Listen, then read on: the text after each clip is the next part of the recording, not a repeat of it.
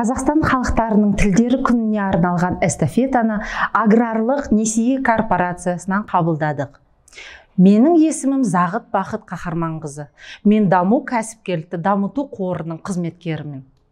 Несіпбек Айтұлының «Ана тілім» өлеңі. Ана тілім, жүрегісің анамның, жүрек ана, мен өзіңнен жаралдым. Сағат сайын саулығыңды тілеймін, сенсіз мынау керегіне ғаламның. Сенің әрбір тынысыңмен күн кешем, сен арқылы тіршілікпен тілдесем.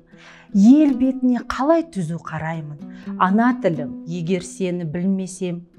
Сенің арқаң дүниеден сырықсам, сенің арқаң жүзіп ішсем тұнықтан.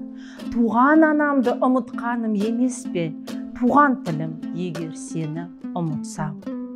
Сенің арқаң өзіңмен өзім түсінсем, ақыл ойым, айбатым сен, күшім сен. Қойсын маған күннің нұры түспей-ақ, ана тілім, арыңа дақ түсірсем.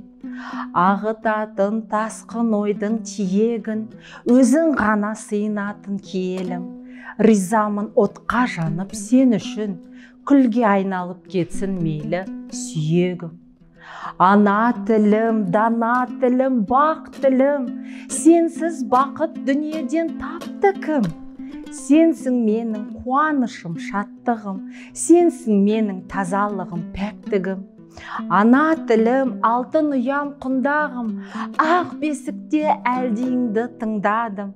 Сенің жырың, сенің әнің айтарым, санам сөніп, байланғанша тіл жағым.